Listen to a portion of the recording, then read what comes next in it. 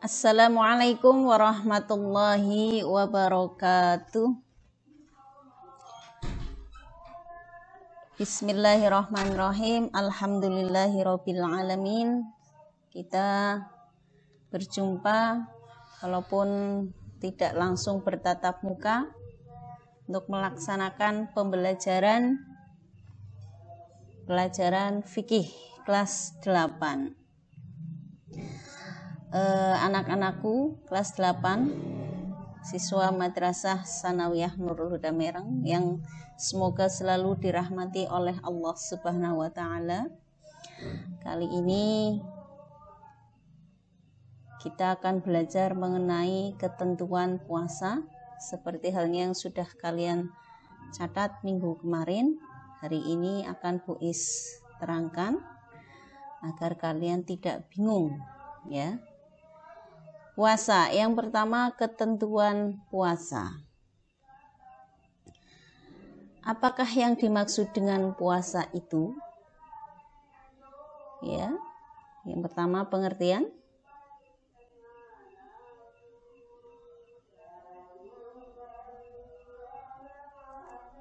Pengertian puasa.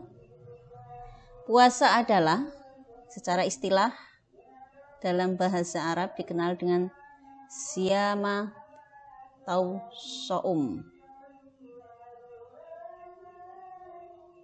Siam atau so'um, maksud saya begitu.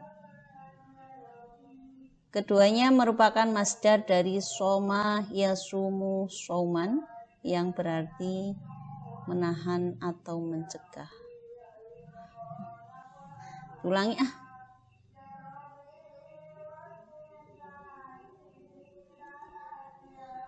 Assalamualaikum warahmatullahi wabarakatuh. Apa kabar anak-anakku kelas 8 MTS Nurul Huda Merang, siswa MTS Nurul Huda Merang, semoga selalu dirahmati Allah. Alhamdulillah kita bisa berjumpa lagi walaupun hanya melalui video untuk melaksanakan pembelajaran jarak jauh. Kita nanti akan membahas tentang materi ketentuan puasa seperti yang sudah kalian catat minggu lalu. Dan sekarang saatnya Bu Is untuk menerangkan, mohon diperhatikan dengan seksama. Ketentuan puasa, ada beberapa hal yang terkait dengan ketentuan puasa. Yang pertama adalah pengertian puasa. Yang kedua syarat puasa. Yang ketiga rukun puasa, yang keempat sunah-sunah yang seharusnya yang sunah-sunah ketika kita berpuasa, yang kelima hal-hal yang membatalkan puasa, yang keenam makruh ketika berpuasa, dan yang ketujuh hal yang membolehkan kita tidak berpuasa. Tuh. Untuk macam-macam puasa nanti bisa disambung. Untuk sementara kita akan membahas tentang ketentuan puasa. Yang pertama, pengertian puasa. Apakah yang dimaksud dengan puasa itu? Puasa itu dalam bahasa Arab dikenal dengan nama syam atau saum. Keduanya merupakan bentuk masdar dari shoma yasumu shoman yang berarti menahan atau mencegah. Itu secara bahasa. Sedangkan secara istilah, puasa adalah menahan diri dari segala sesuatu yang membatalkan puasa sejak terbit fajar hingga terbenam matahari, disertai dengan niat, syarat dan rukun tertentu. Jadi perlu diingat di sini, menahan diri dari segala sesuatu yang membatalkan puasa. Ditahan. Jangan sampai puasa yang kalian laksanakan itu tidak mendapatkan atau tidak mendapatkan balasan apapun dari Allah. Nah, apa saja yang membatalkan puasa? Banyak. Saya yakin kalian sudah tahu, walaupun mungkin tidak sepenuhnya. Tahu apa saja yang membatalkan puasa, makan dan minum, terus mengatakan sesuatu yang tidak baik. Mungkin kita sering mendengar orang berpuasa tapi tidak mendapatkan apa-apa, hanya mendapatkan lapar dan haus. Karena memang kebanyakan orang berpuasa itu mampu menahan lapar dan haus, tetapi dia tidak bisa menahan hawa nafsunya. Selanjutnya syarat puasa. Syarat puasa itu ada syarat wajib. Yang pertama, orang yang wajib melaksanakan puasa itu siapa saja? Yang pertama adalah orang Islam. Alhamdulillah kita terlahir dari keluarga Islam dan mudah-mudahan kita diakhirkan dalam keadaan iman dan Islam. Yang kedua, baligh. Baligh itu saya yakin kalian sudah tahu apa yang dimaksud baligh, yaitu ditandai dengan menstruasi atau datang bulan bagi yang perempuan dan ditandai dengan mimpi basah bagi yang laki-laki. Yang ketiga, berakal sehat. Jadi orang yang tidak berakal sehat atau akalnya kurang sehat, dia tidak memiliki kewajiban untuk melaksanakan puasa. Kenapa? Karena orang yang tidak berakal sehat pasti tidak tahu syarat dan rukun puasa, tata cara puasa itu seperti apa. Nah, jika ada orang yang mengaku berakal sehat, tetapi dia tidak mau melaksanakan puasa, sesungguhnya dia itu sedang menyamakan dirinya dengan orang yang tidak berakal sehat. Sama sih perilakunya sama, dia nggak mau berpuasa seperti orang-orang yang tidak diwajibkan puasa. Yang keempat, mampu. Mampu dalam hal ini adalah berarti dia tidak sedang sakit. Tapi sakitnya sakit yang apa dulu? Kalau sakit paling gatel, itu kan pasti masih mampu. Tapi sakit di sini adalah sakit yang kira-kira ketika dia itu melaksanakan puasa, sakitnya itu bertambah parah. Yang kelima, suci dari haid dan nifas. Suci dari haid dan nifas ini khusus bagi perempuan. Sebentar. Khusus bagi perempuan, ya. Bahkan orang yang haid, orang yang nifas itu justru dilarang untuk melaksanakan puasa, tidak sah. Dan yang keenam, mukim. Mukim adalah orang yang menetap, dia tidak sedang dalam perjalanan jauh. Tetapi orang yang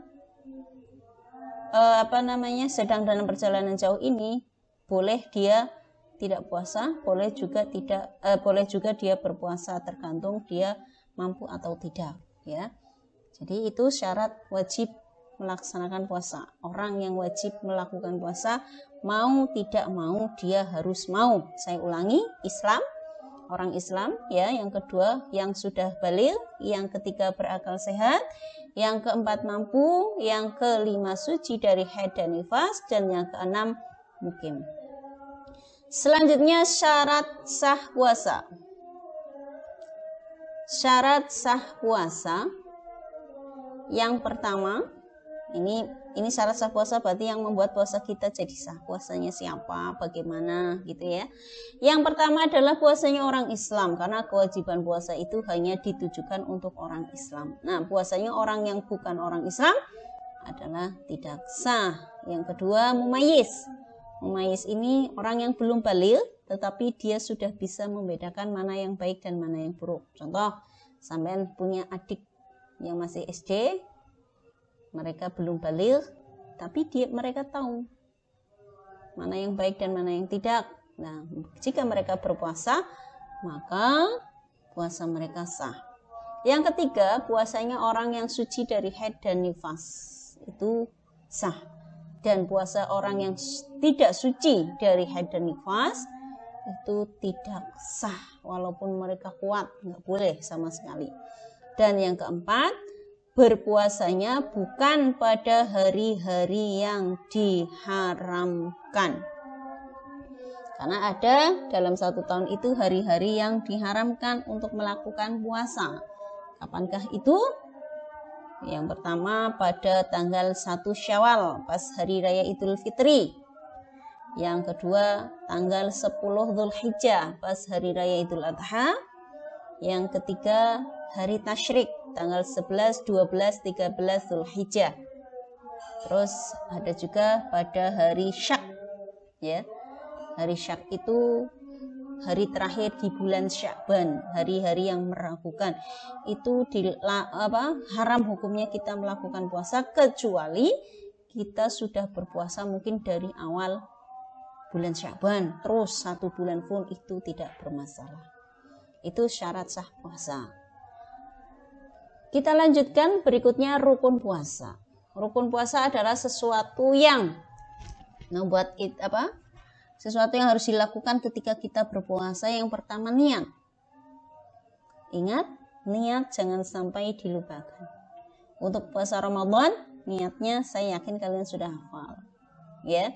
Dan niat untuk puasa wajib seperti puasa Ramadan harus diucapkan ketika malam hari atau sebelum terbit fajar.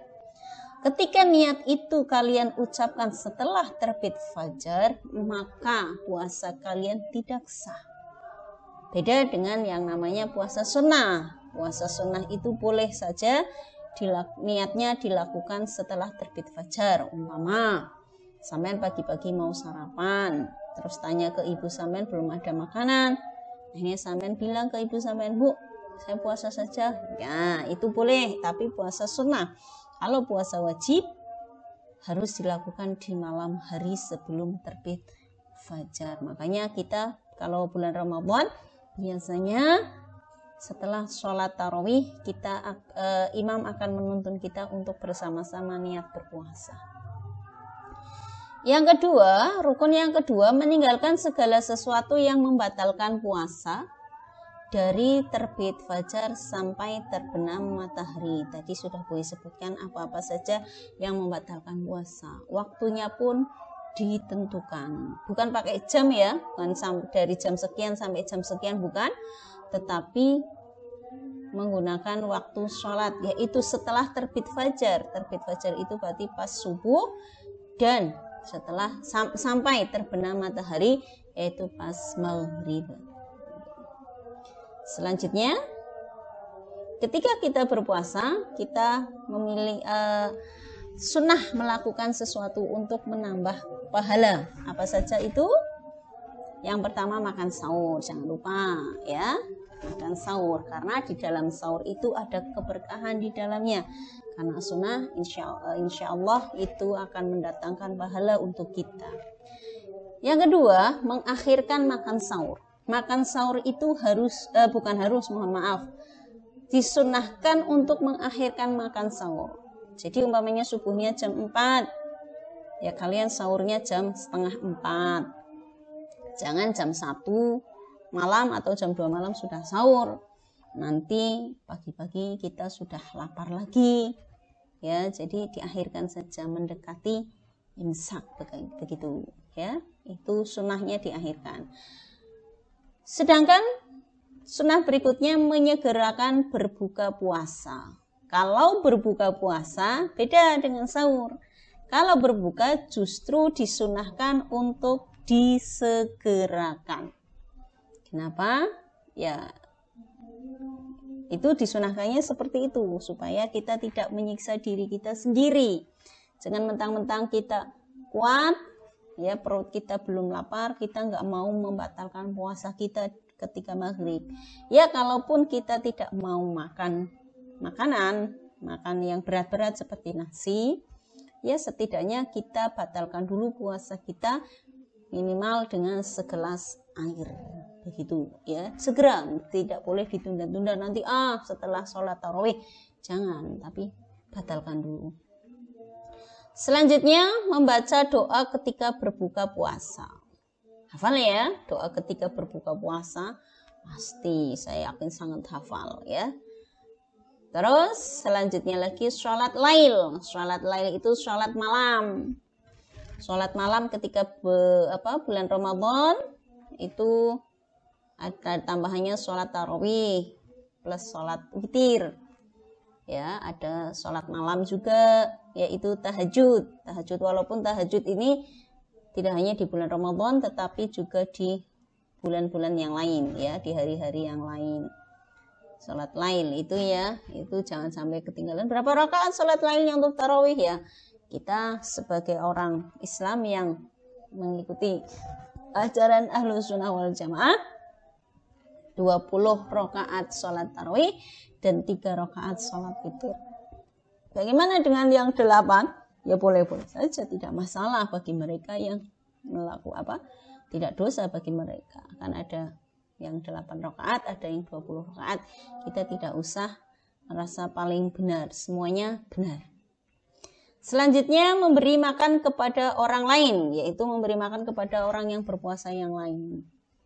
Ya, bersedekah istilahnya seperti itu. Sunnah berikutnya meninggalkan hal-hal yang menghilangkan nilai puasa. Seperti apa? Seperti berkata yang corok, ya. Seperti apalagi ya? Berkata tidak jujur, berdusta.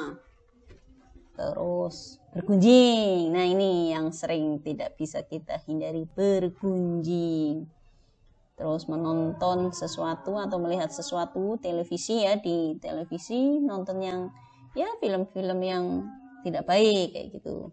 Itu itu menghilangkan nilai puasa. Puasa kita tidak batal secara zahir. Tetapi jika kita bergunjing, jika kita bermusuhan dengan orang lain ya, puasa kita akhirnya nilainya hilang dan kita hanya mendapatkan lapar dan haus, eman-eman ya. Yang selanjutnya adalah iktikaf. Iktikaf itu berdiam diri di dalam masjid. Diamnya itu bukan hanya tidur, tetapi nanti di sana kita melakukan seperti sholat sunnah, memperbanyak membaca Al-Quran, memperbanyak membaca sholawat, memperbanyak istighfar. Ya, itu di sana iktikaf. Ya, itu beberapa di antara sunnah puasa. Kita lanjutkan hal-hal yang membatalkan puasa.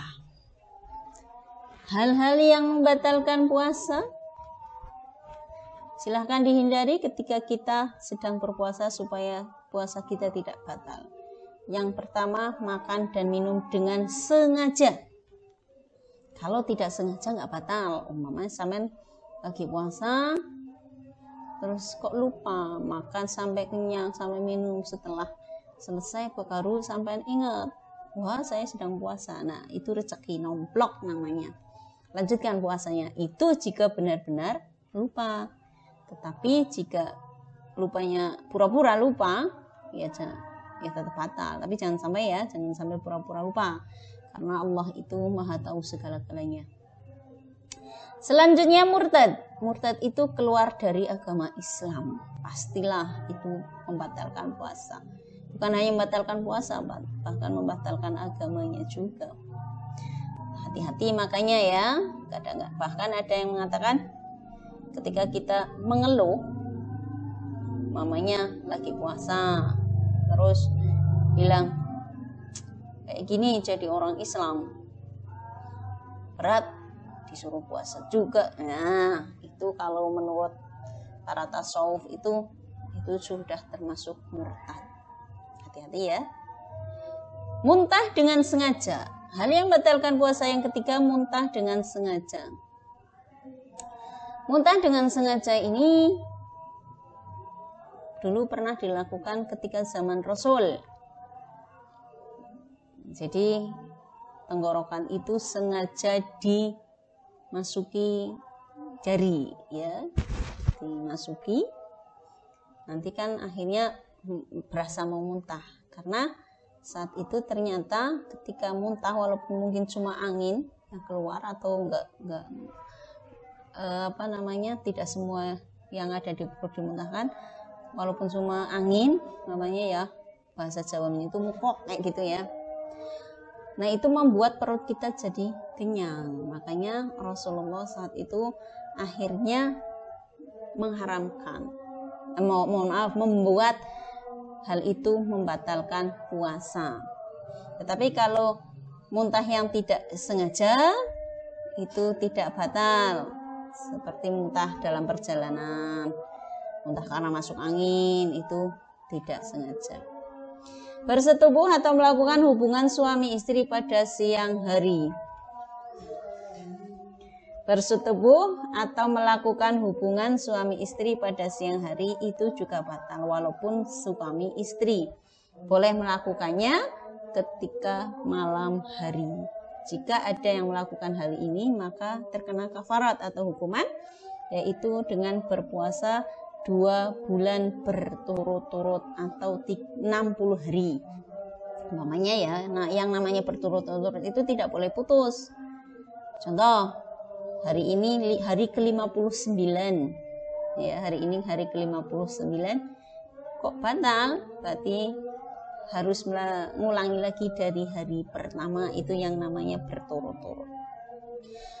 Keluar darah haid dan nifas untuk perempuan, ini sudah jelas ya, jangan dilanjutkan puasanya. Keluar air mani yang disengaja, ya, barangkali ada yang sengaja mengeluarkan air mani, itu membatalkan puasa. Tapi jika yang tidak disengaja, maka tidak batal, ya. Contoh karena mimpi, ya. Jadi kamu tidur di siang hari, kok mimpi sampai mengeluarkan air mani, puasanya tidak batal. Silahkan lanjutkan puasa, tapi diingat harus langsung mandi janabah.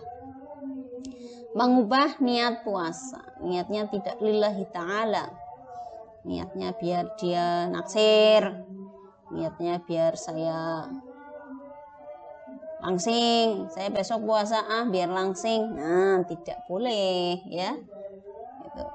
Selanjutnya hilang akal karena mabuk, pingsan atau gila. Hilang akal, mabuknya minuman keras, pingsan atau gila itu juga membatalkan puasa. Ya. Kita lanjutkan hal-hal yang makruh ketika berpuasa. Yang pertama adalah berkumur-kumur yang berlebihan. Yo, biasanya ada orang yang berkumur-kumur itu sampai diopiok kayak gitu. Ya, atau sampai dengak-dengak kayak gitu ya. Itu makruh. Makruh itu berarti lebih baik ditinggalkan. Yang kedua, menyikat gigi atau bersiwak setelah tergelincir matahari. Jangan ya, lebih baik kalau mau nyikat gigi ya sebelum fajar lah, supaya sikat giginya itu, menggosok giginya itu maksimal. Kalau walaupun belum tergelincir matahari, makanya siang pagi hari setelah subuh pun kadang-kadang kan kita hati-hati sekali, takut barangkali ada yang masuk. Selanjutnya mencicipi makanan walaupun tidak ditelan. Ini bagi mbak-mbak atau ibu-ibu yang masak, nggak usah lah dicicipi, insya Allah masakannya orang yang berpuasa insya Allah tanpa dicicipi pun enak. Memperbanyak tidur ketika berpuasa, memperbanyak tidur. Memang tidurnya orang berpuasa itu ibadah, tetapi jika berlebihan maka hukumnya bukan ibadah lagi, justru makruh. Habis subuh tidur sampai jam 12 ya, atau jam 12 habis sholat zuhur tidur sampai mau maghrib, itu yang namanya berlebihan. Itu justru hukumnya makruh, lebih baik ditinggalkan. Yang kelima, berbekam atau disuntik, itu juga makruh hukumnya, tapi tidak batal sih ya. Dan yang keenam, sengaja memperlambat berbuka puasa, itu makruh ketika kita berpuasa. Selanjutnya, hal yang membolehkan tidak berpuasa. 1. Halangan yang menyebabkan puasa Ramadan diqada pada hari-hari lain. Nah, siapakah orang-orang yang boleh tidak berpuasa? Ingat, ada dua kata. Boleh tidak puasa sama tidak boleh puasa. Kalau boleh tidak puasa berarti dia puasa boleh, tidak puasa pun boleh, kayak gitu. Tapi kalau tidak boleh puasa berarti dilarang. Boleh tidak berpuasa tetapi harus mengqadha. Yang pertama, orang sakit, ya. Jika dipaksakan berpuasa, sakitnya akan bertambah parah, maka mereka boleh berbuka, tetapi harus mengqadha di hari lain. Yang kedua, orang yang dalam perjalanan jauh atau musafir. Jika berpuasa yang bersangkutan akan menemui kesukaran.